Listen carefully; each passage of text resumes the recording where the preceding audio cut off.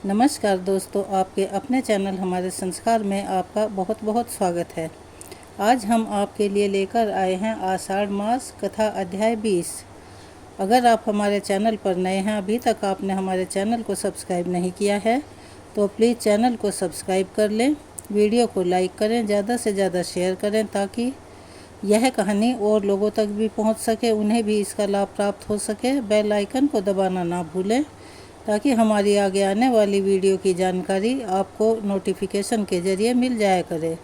तो चलिए शुरू करते हैं कथा। एक बार मेरे साथ प्यार से बोलिए, जय श्री कृष्ण, राधे राधे, हर हर महादेव। तो चलिए शुरू करते हैं आज की कथा। चक्षु तीर्थ में दो मित्रों के बीच हुए संवाद और उनके बीच में जो कुछ भी घटनाएं हुई उसके बारे में बताकर श्री ब्रह्मा जी मौन हो गए। तो देवऋषि नारद ने नारायण नारायण कहकर एक बार फिर से उनसे निवेदन किया कि हे पिताजी, अब मुझे अन्य तीर्थों का महात्म्य भी सुनाइए। तो ब्रह्मा जी उनसे कहने लगे कि नारद, सामुद्रिक तीर्थ का महात्म्य मैं वर्णन करता हूँ, सुनो। तो देवऋषि नारद भी उनके सामने हाथ जोड़कर ध्यान लगाकर बैठ गए और बड़े प्रेम से बड़े ध्यान मग्न होकर महात्म्य में सुनने लगे।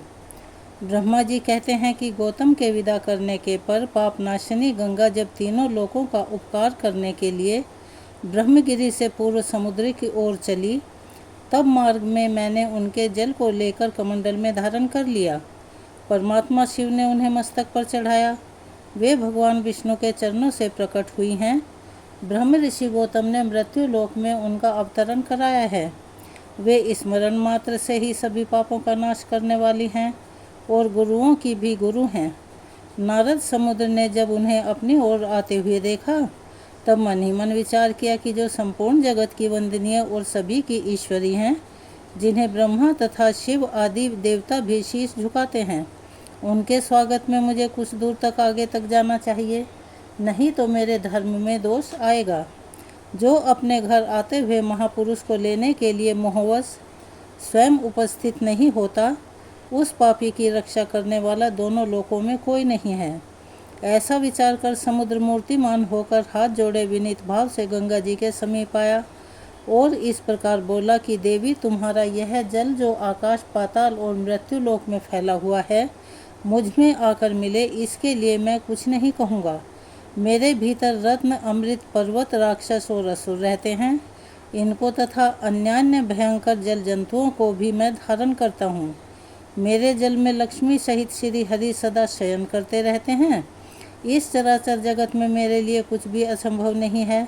मैं तुम्हारे स्वागत में यहाँ तक आया हूँ। जो अपने से बड़े के आने पर अहंकारवश आगे बढ़कर उसका स्वागत नहीं करता, वह धर्म आदि से भ्रष्ट होकर नरक में पड़ता है। हे भगवती गंगा, तुमसे एक प्रार्थना करता हूँ, तुम 7 धाराओं में आकर मुझसे मिलो। यदि एक ही धारा के रूप में आकर मिलोगी तो मैं तुम्हारे दुस्सह्य वेग को धारण नहीं कर सकूंगा। समुद्र का यह वचन सुनकर गौतमी गंगा कहने लगी, समुद्र, मेरी यह बात मानो। सप्त ऋषियों की जो अरुंधति आदि पत्नियां हैं, उन सभी को उनके पतियों सहित ले आओ, तब मैं छोटे रूप में हो जाऊंगी। बहुत अच्छा कहकर समुद्र सप्त ऋषियों के पास चल दिए और उनकी पत्नियों को ले आए। तब गोदावरी देवी 7 धाराओं में विभक्त हो गई और उसी रूप में उनका फिर समुद्र से संगम हुआ। सप्त ऋषियों के नाम पर वे सप्त गंगा के नाम से विख्यात हुई। वहाँ भक्ति पूर्वक जो स्नान, दान, श्रवण, पाठ और स्मरण आदि शुभ कर्म किया जाता है, वह समस्त अभीष्ट वस्तुओं को देने वाला होता है।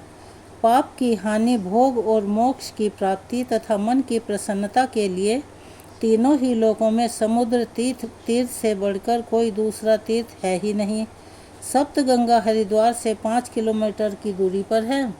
अगर आप सप्तगंगा के बारे में जानना चाहते हो तो अगले अध्याय में हम आपको इसके बारे में जानकारी देंगे। जब ब्रह्मा जी समुद्र तीर्थ के बारे में कहते हैं कि तीनों ही लोकों में समुद्र तीर्थ से बढ़कर दूसरा कोई तीर्थ नहीं है, समुद्र तीर्थ के अलावा वहाँ ऋषि तीर्थ भी है, जहाँ 7 ऋषि तपस्या करने के लिए बैठे थे और जहाँ भीमेश्वर शिव विराजमान है। वहाँ का वृतांत इस प्रकार है। अब मैं आपको स्थान बता देते हैं कि यह स्थान हरिद्वार में 7 ऋषियों ने वहाँ पर गंगा जी की 7 धाराओं में विभक्त किया और 7 धाराएं विभक्त हुई, वही सप्तऋषियों के नाम पर विभक्त हुई हैं। सप्तऋषियों ने यहाँ पर तपस्या की थी। सबसे दक्षिण की धारा वशिष्ठ कहलाई, उससे उत्तर विश्वामित्री, उससे उत्तर वामदेवी, बीच की धारा गौतमी, उससे उत्तर में भारद्वाज, उससे उत्तर में आत्रेय और अंतिम धारा जन्मादग्नि कहलाई। उन सभी ऋषियों ने मिलकर वहाँ बहुत बड़े सत्र का अनुष्ठान किया था। इसी बीच में देवताओं का प्रबल शत्रु विश्वरूप वहाँ आया और ब्रह्मचर्य तथा तपस्या के द्वारा उन ऋषियों को प्रसन्न करके विनय पूर्वक पूछा कि हे मुनिवर, यज्ञ अथवा तपस्या जिस उपाय से भी मुझे बलवान पुत्र प्राप्त हो और जिसे देवता भी परास्त न कर सकें, वह उपाय बतलाइए। तब परम बुद्धिमान विश्वामित्र ने कहा, हे तात, कर्म से नाना प्रकार के फल प्राप्त होते हैं। 3 कारणों में कर्म ही पहला कारण है, दूसरा कारण कर्ता है और तीसरे करण के अंतर्गत उपादान और बीज आदि अन्य उपकरण हैं। उपादान और बीज को विद्वानों ने कर्म नहीं माना है। जहाँ बहुत से कारण उपस्थित हों वहाँ कर्म ही प्रधान होता है, और क्योंकि कर्म करने से फल की सिद्धि देखी जाती है और ना करने से नहीं देखी जाती, इसीलिए फल की सिद्धि कर्म के ही अधीन है। अगर कर्म करोगे तो ही फल की प्राप्ति होगी। अब कर्म भी 2 प्रकार के होते हैं, क्रियमाण और कृतक्रियमाण। कर्म का जो साधन है वह कर्तव्य बतलाया गया है। विद्वान पुरुष कर्म करते हुए जो जो भावना रखता है उसके अनुरूप ही फल की सिद्धि होती है। अगर बिना भावना के विधि पूर्वक कर्म का अनुष्ठान करता है तो उसे अन्य प्रकार का फल मिलता है, किंतु भावना करने पर यानी कि इच्छा करने पर संपूर्ण फल उस भावना के अनुरूप ही होता है।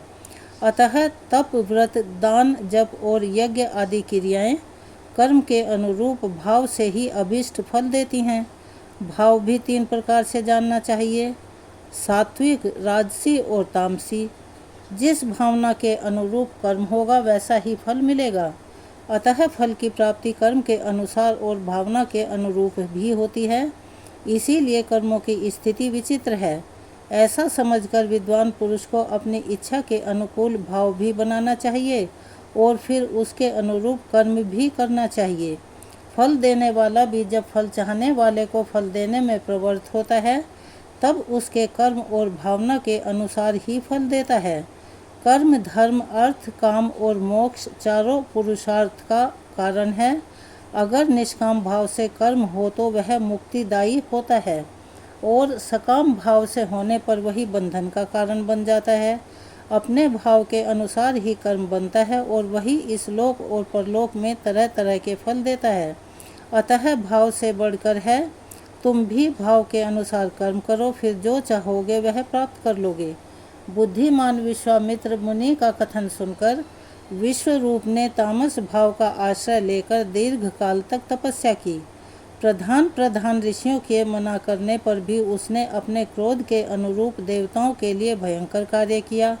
भयंकर कुंड खोदकर उसमें भयानक अग्निदेव को प्रज्वलित किया और उसी में बैठकर मन ही मन अत्यंत भयंकर रुद्र रूप का आत्म रूप से चिंतन किया। उसे इस प्रकार तपस्या करते देख आकाशवाणी हुई, भीम स्वरूप जगदीश्वर शिव की महिमा को कौन जानता है। वे संपूर्ण जगत की सृष्टि करते हैं तो भी उसकी आसक्ति में लिप्त नहीं होते। इस प्रकार कहकर आकाशवाणी मौन हो गई। मुनीश्वर गण भगवान भीमेश्वर को नमस्कार करके अपने अपने आश्रम को चले गए। विश्वरूप महाभीम अत्यंत भयंकर था। उसके कर्म भी भयंकर थे, उसकी आकृति भी बड़ी भयानक थी, उसके हृदय का भाव भी भयंकर ही था। उसने भीम स्वरूप भगवान रुद्र का ध्यान करके अग्नि में अपनी आहुति दे दी। तब से उसके द्वारा आराध्य भगवान शंकर भीमेश्वर कहलाते हैं। वहाँ किया हुआ स्नान और दान निसंदेह मोक्ष देने वाला होता है। जो सदा भक्ति पूर्वक इस प्रसंग का पाठ और श्रवण करता है तथा देवताओं के स्वामी भीम स्वरूप भगवान शिव को प्रणाम करता है, उसे भगवान शिव अपने सर्व पापहारी चरणों की शरण में लेकर मुक्ति प्रदान करते हैं।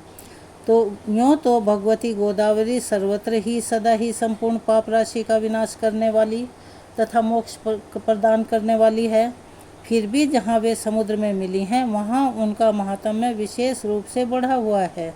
जो पुण्यात्मा प्राणी गोदावरी सागर संगम में स्नान कर लेता है वह अपने पूर्वजों का दुस्सह नरक से उद्धार करके स्वयं भी मुक्त हो जाता है और भगवान शिव के धाम में जाता है, जो वेदांत द्वारा जानने योग्य तथा सभी का उपास्य है। साक्षात वह ब्रह्म ही भीमेश्वर के रूप में प्रकट है। भीमेश्वर का दर्शन कर लेने पर जीव फिर भयंकर दुख देने वाले संसार में प्रवेश नहीं करता। देवताओं की भी वंदनीय गंगा जब समुद्र में मिली तब समुद्र देवता और मुनि उसके पीछे पीछे स्तुति करते हुए गए। वशिष्ठ, जाबाली, याज्ञवल्क्य, क्रतु, अंगिरा, दक्ष, मारीचि, अन्यान्य वैष्णवगण, शतातप, शौनकादि, देवरा भृगु, अग्निवेश, अत्रि, मारीचि, मनु, गौतम, कौशिकी, तुमरु, पर्वत, अगस्त्य, मार्कंडेय, पीपलगालव, योगी, जन, वामदेव, अंगिरस तथा भार्गव समस्त पुराण वेत्ता महर्षि प्रसन्न चित्त से वैदिक मंत्रों द्वारा देवी गोदावरी की स्तुति करते थे। गोदावरी को समुद्र में मिली हुई देख भगवान शिव और विष्णु ने भी मुनियों को प्रत्यक्ष दर्शन दिया। देवताओं और पितरों ने भी सबकी पीड़ा दूर करने वाले उन दोनों देवताओं का दर्शन और स्तवन किया। आदित्य, वसु, रुद्र और इंद्रगण, मरुदगण, लोकपाल यह सब हाथ जोड़कर भगवान शिव और विष्णु की स्तुति करते थे। समुद्र और गंगा के सातों प्रसिद्ध संगमों पर सदा भगवान शिव और विष्णु स्थित रहते हैं। वहाँ महादेव जी गौतमेश्वर के नाम से विख्यात हैं। लक्ष्मी सहित भगवान विष्णु भी वहाँ नित्य निवास करते हैं। ये सारे तीर्थ इस तरह के हरिद्वार में, जो कि उत्तराखंड में वहाँ पर स्थापित है, मैंने जो वहाँ शिव की स्थापना की है वह शिवलिंग ब्रह्मेश्वर के नाम से प्रसिद्ध है। देवताओं सहित मैंने अपने लिए कारण उपस्थित होने पर संपूर्ण लोकों के उपकार के लिए भगवान विष्णु का भी स्तवन किया था। नारद वे विष्णु वहाँ चक्रपाणि के नाम से विख्यात हैं। वहीं इंद्र तीर्थ भी है और उसी को ग्रीव तीर्थ भी कहते हैं। वहाँ सोम तीर्थ भी है जहाँ भगवान शिव सोमेश्वर के नाम से प्रसिद्ध हैं। एक समय इंद्र ने बड़े बड़े यज्ञ द्वारा मेरी आराधना करके मेरे प्रसाद से अपना मनोरथ सिद्ध किया था। तब से मैं भी वहीं सब लोगों का उपकार करने के लिए रहता हूँ। विष्णु और शिव तो वहाँ है ही। अग्नि ने जहाँ यज्ञ किया था वह स्थान आग्नेय तीर्थ के नाम से प्रसिद्ध है। फिर आदित्य तीर्थ है जहाँ वेदमयी आदित्य प्रतिदिन मध्याह्न काल में दूसरा रूप धारण करके मेरे शिव का तथा विष्णु का दर्शन और उपासना करने के लिए आते हैं। वहाँ मध्याह्न काल में सभी लोग वंदनीय हैं, क्योंकि ना मालूम सूर्य वहाँ किस रूप में आ जाए। उसके सिवाय पर्वत श्रेष्ठ इंद्रगोप और एक दूसरा तीर्थ भी है। वहाँ किसी कारणवश गिरिराज हिमालय ने महान शिवलिंग की स्थापना की थी, अतः उसे आदृति तीर्थ कहते हैं। वहाँ किया हुआ स्नान और दान संपूर्ण अभीष्ट वस्तुओं को देने वाला है तथा शुभ है। और इस प्रकार गौतमी गंगा ब्रह्मगिरी से निकलकर जहाँ समुद्र में मिली है वहाँ तक के कुछ तीर्थों का मैंने संक्षेप में वर्णन किया है। नारद गौतमी गंगा वेद और पुराणों में भी प्रसिद्ध है। ऋषियों द्वारा भी उनकी बड़ी ख्याति हुई है। संपूर्ण विश्व ने उनके चरणों में मस्तक झुकाया है। उनका प्रभाव अत्यंत महान है। नारद किसमें इतनी शक्ति है जो गोदावरी की महिमा का पूरा पूरा वर्णन कर सके। जो भक्ति पूर्वक उनके गुणगान में प्रवृत्त हो यथा किंचित उनकी महिमा का दिग्दर्शन करता है या कराता है, उसके ऐसा करने में निसंदेह कोई अपराध नहीं है। इसीलिए मैंने भी लोक कल्याण के उद्देश्य से अत्यंत प्रयास करके गंगा के महात्म्य को संक्षेप में सूचित किया है। कौन गोदावरी के प्रत्येक तीर्थ का प्रभाव बता सकता है?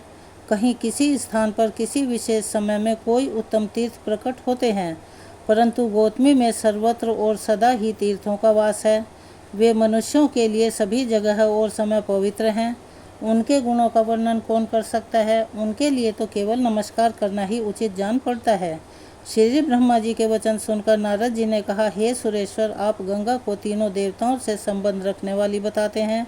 ब्रह्म ऋषि गौतम द्वारा लाई हुई लोक पावनी गंगा परम पवित्र और कल्याणमयी है। उनके आदि, मध्य और अंत में दोनों तटों पर भगवान विष्णु, शिव तथा आप व्याप्त हैं। उनकी महिमा सुनने से मुझे तृप्ति नहीं होती। आप कृपया पुनः संक्षेप में उनका महत्व बतलाइए। तब श्री ब्रह्मा जी बोले, बेटा, गंगा पहले मेरे कमंडल में थी, फिर भगवान के चरणों से प्रकट हुई, उसके बाद महादेव जी के जटाजूट में निवास करने लगी। महर्षि गौतम ने अपने ब्रह्म तेज के प्रभाव से यत्न पूर्वक भगवान शिव की आराधना की, जिससे यह ब्रह्मगिरी पर आई और वहां से चलकर पूर्व समुद्र में जा मिली। भगवती गोदावरी सर्वतीर्थ ही है, वे मनुष्यों को मनवांछित फल देती हैं। उनका प्रभाव सबसे बढ़कर है और मैं तीनों लोकों में कोई भी तीर्थ गोदावरी से बड़ा नहीं मानता। उन्हीं के प्रभाव से मन की सारी अभिलाषाएं पूर्ण हो जाती हैं। आज भी उनकी महिमा का यथावत वर्णन कोई नहीं कर सकता। देव ऋषि सभी लोग भक्ति से सदा उनकी वंदना करते हैं। वे वस्तुतः साक्षात ब्रह्म हैं। नारद, मुझे तो यही सबसे बढ़कर आश्चर्य की बात जान पड़ती है कि मेरी वाणी में गंगा के गुणों का वर्णन सुनकर भी तीनों लोकों में रहने वाले सभी प्राणियों की बुद्धि उन्हीं की ओर क्यों नहीं लग जाती। देव ऋषि नारद कहते हैं, हे भगवान, आप धर्म, अर्थ, काम तथा मोक्ष के ज्ञाता और उपदेशक हैं।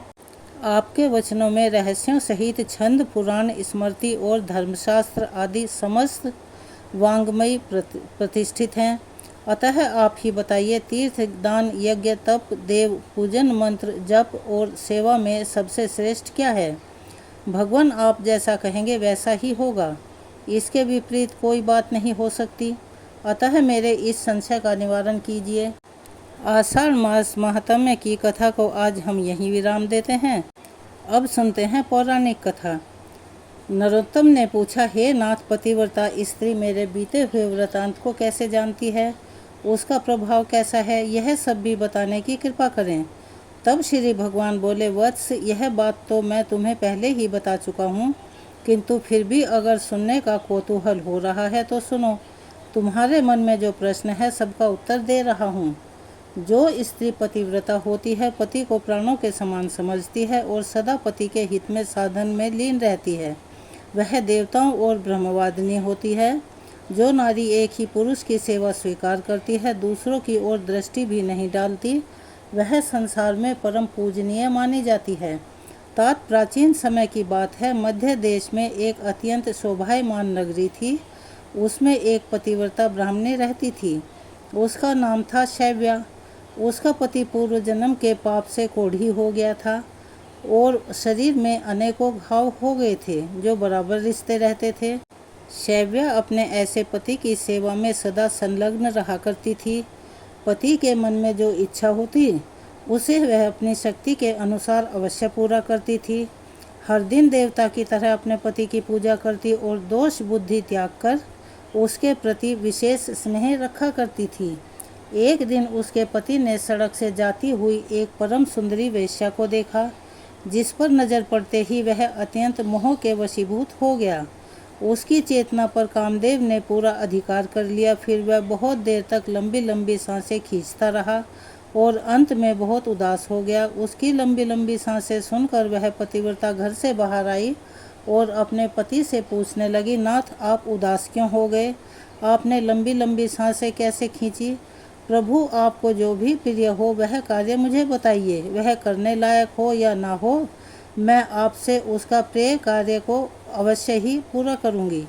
एकमात्र आप ही मेरे गुरु हैं, मेरे प्रियतम हैं। पत्नी के इस प्रकार पूछने पर उसके पति ने कहा, प्रिय, उस काम को ना तुम पूर्ण कर सकती हो ना ही मैं, इसीलिए व्यर्थ बात करना उचित नहीं है।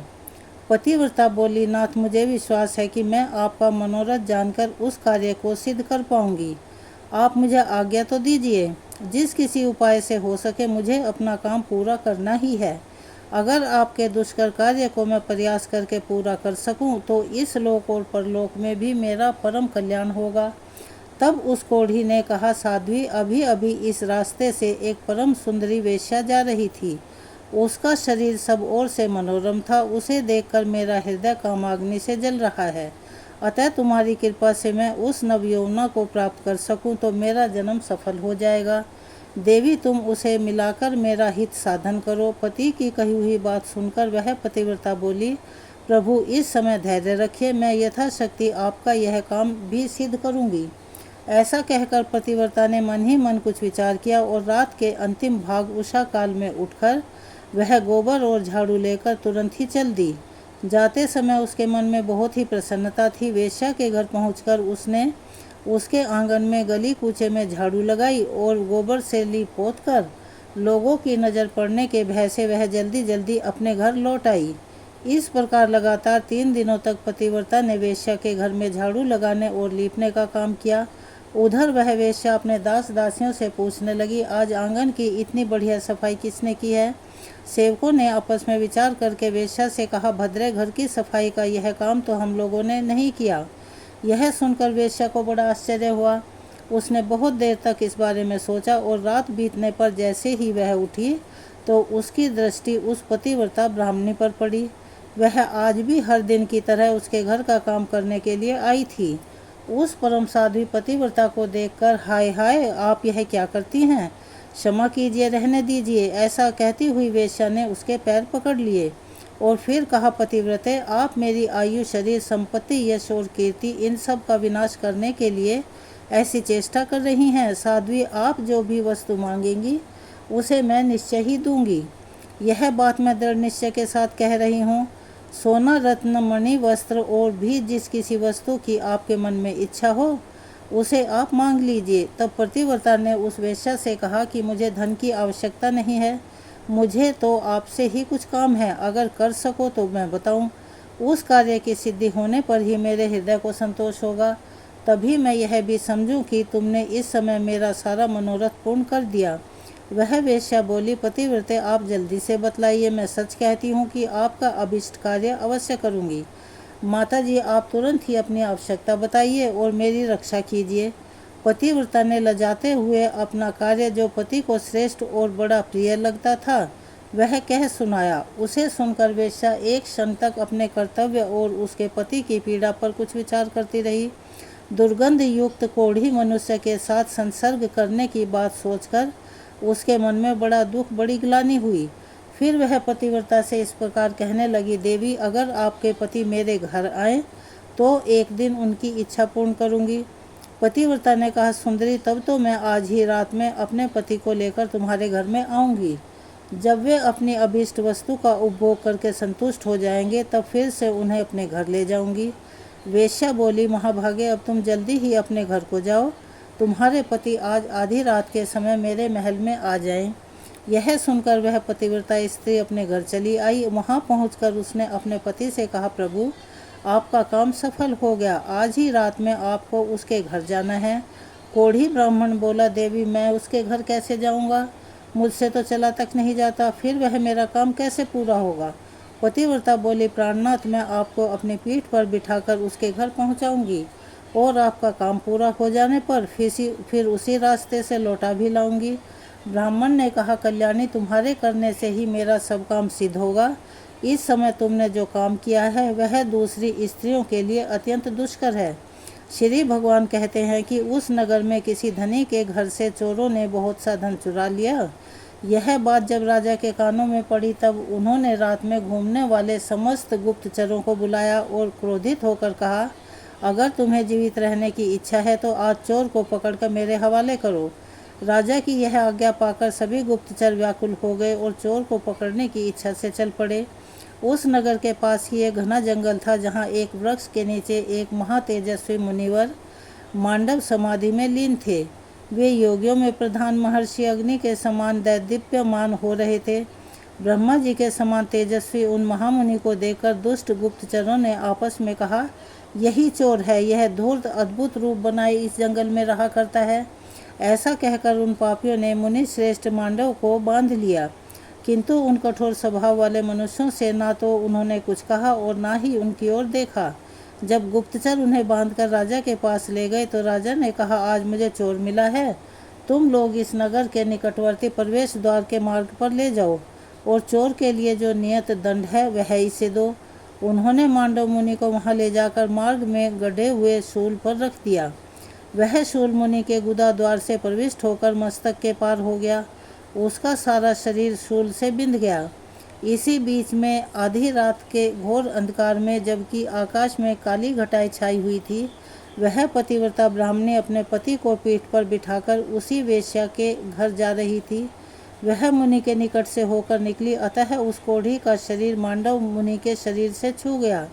कोढ़ी के संसर्ग से उसकी समाधि भंग हो गई। वे क्रोधित होकर बोले, जिसने इस समय मुझे वेदना का अनुभव कराने वाली कष्टमयी अवस्था में पहुंचा दिया, वह सूर्योदय होते होते भस्म हो जाए। मांडव मुनि के ऐसा कहते ही वह कोढ़ी पृथ्वी पर गिर पड़ा, जिसके बदले में वह पतिव्रता भी कहने लगी, आज से 3 दिनों तक सूर्य का उदय ही न हो। ऐसा कहकर वह अपने पति को घर ले आई और एक सुंदर शैया पर सुलाकर स्वयं उसे थामकर बैठी रही। उधर मुनि श्रेष्ठ मांडव उस कोढ़ी को शाप देकर अपने अभीष्ट स्थान को चले गए।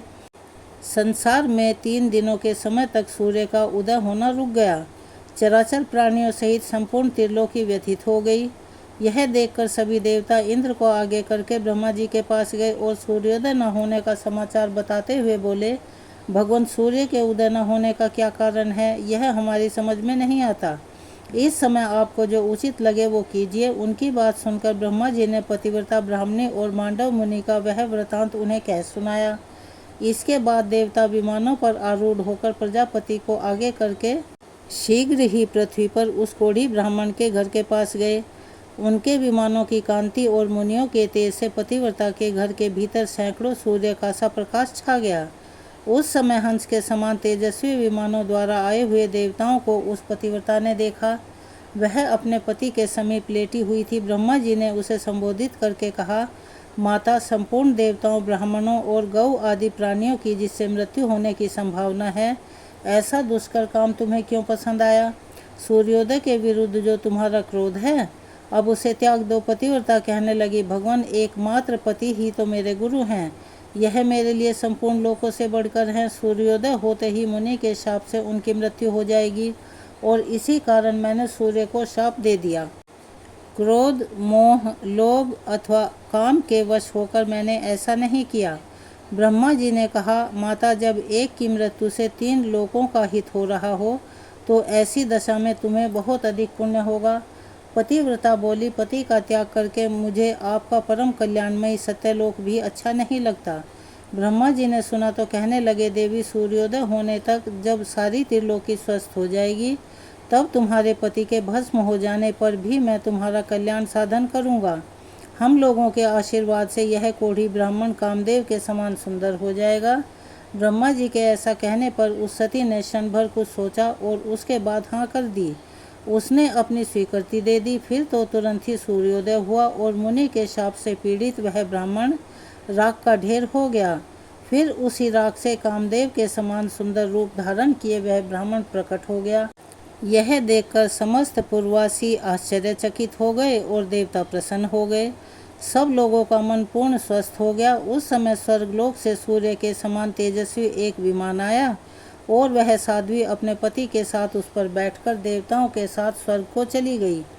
शुभा भी ऐसी ही पतिव्रता है, इसीलिए वह मेरे समान है।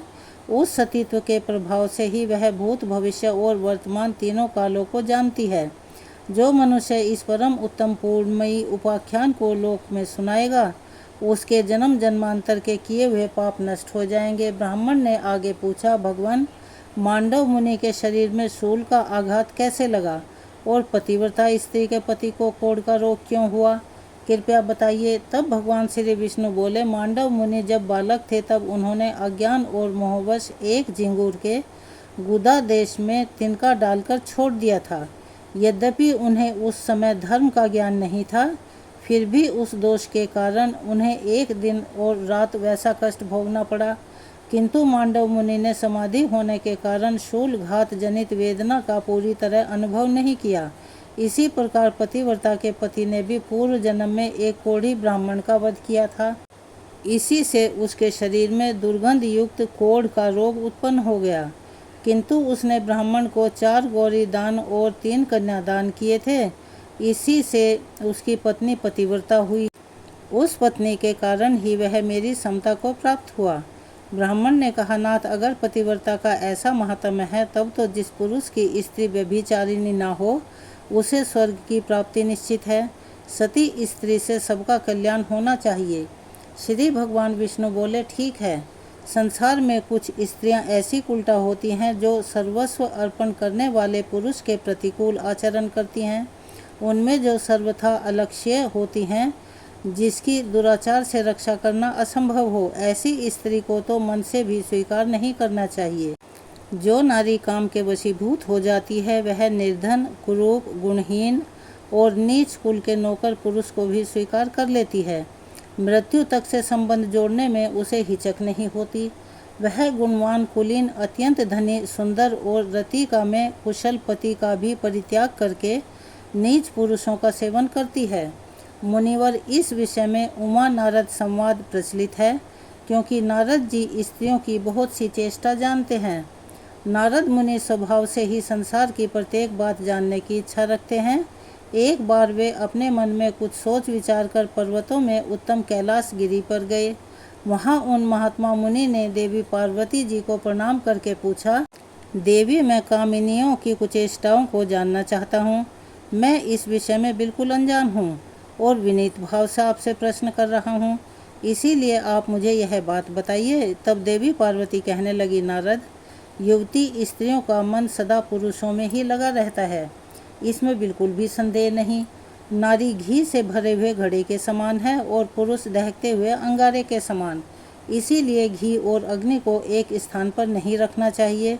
जैसे मतवाले हाथी को महावत अंकुश और मुदगर की सहायता से अपने वश में करता है, उसी प्रकार स्त्रियों का रक्षक उन्हें दंड के बल से ही काबू में रख सकता है।